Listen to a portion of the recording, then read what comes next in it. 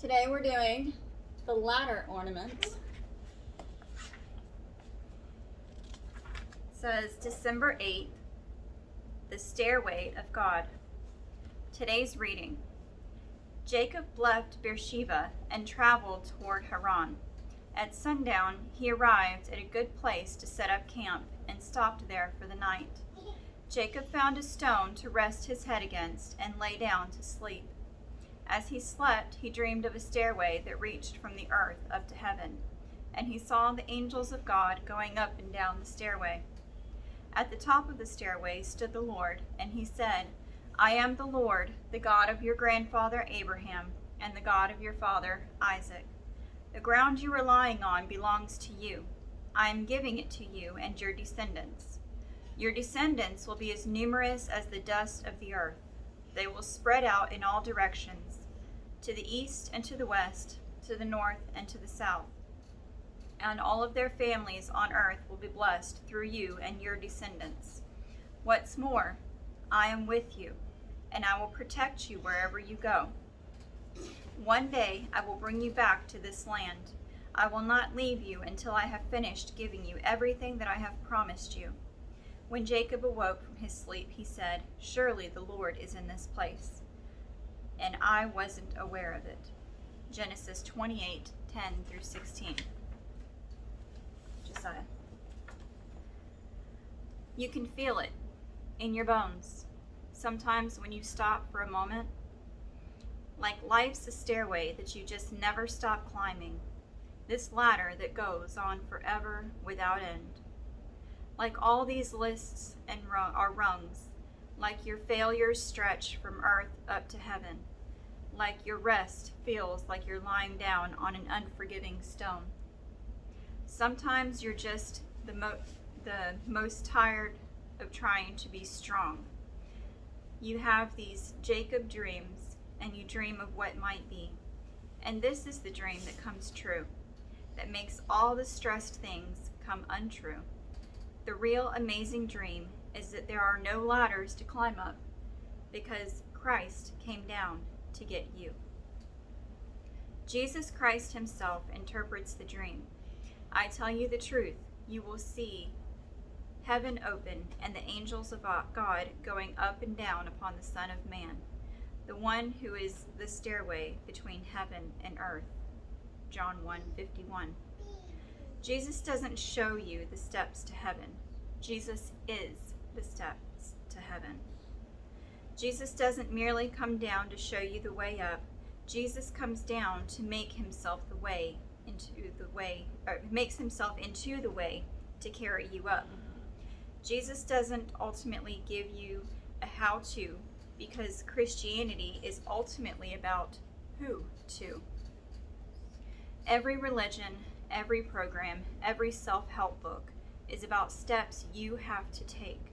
Jesus is the only one who becomes the step to take you.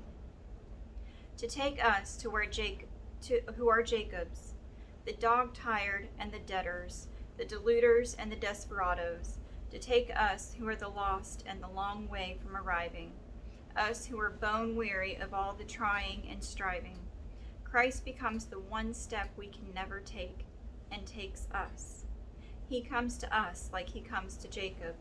He comes to us not in spite of our failings, but precisely because of them. Ours is the God who is drawn to those who feel down. Ours is the God who is attracted to those who feel abandoned. Ours is the God who is bound to those who feel broken. Everywhere stairways for the sinners, everywhere ladders for the lost, everywhere gateways to God. This is grace. This is the reason to slow. This is not to be missed. Why profane is coming with fleshly performances, frantic pushings, futile preoccupations. Profanity, writes Elizabeth Elliot, is treating as meaningless that which is freighted with meaning, treating as common that which is hallowed, regarding as mere triviality that which is really a divine design. Profanity is failure to see the inner mystery. We could slow down and cease the profanity and see the inner mystery of here. Like our own rich variation of the slow food movement, we could begin the slow Christmas. We could set aside the to-do lists that profane the inner mysteries and slow to see the weight of glory in the moment at the sink, the divine design of the day that unfolds, a grace that is not to be missed. The hallowed here. Hurry always empties a soul. Slow. God doesn't want to number your failures or count your accomplishments as much as he wants you to have an encounter with him. The only ladder over you is love, and love came down. If, just for a moment, you stand in a doorway, linger a bit in front of a tree. It's strange how you can see it, how every Christmas tree is a ladder and Jesus is the ladder who hung on that tree. So you can have a gift of rest. When you are wrung out, that is a sign that you've been reaching for the rungs. The work at the very heart of salvation is the work of the very heart of Christmas. Simply rest. Here is holy. The wonder of all this, God looks at you at your lowest and loves you all the way up to the sky. Grace carries you all the way home. Like heaven opening up, slow everywhere. Unwrapping more of his love in the world. Love came down to help us in our helplessness. Today, find someone who is helpless and stoop low in love and service. The quote she shares today is by Charles Dickens and says, "It is good to be children sometimes, and never better than at Christmas, when its mighty founder was a child himself." A moments of reflection questions for you are: when do you find yourself striving, reaching, grasping for the next rung to pull yourself closer to God? Shh. How would your perspective on the dailiness of life change if you could see that here is holy? Take a moment and thank Jesus for being your ladder to heaven and to God.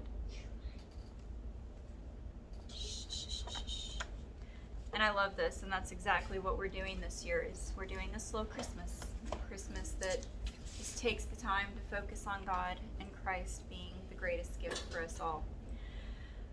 So, with that, Janae, are you going to come put the ornament on? Yeah, where are you going to put it?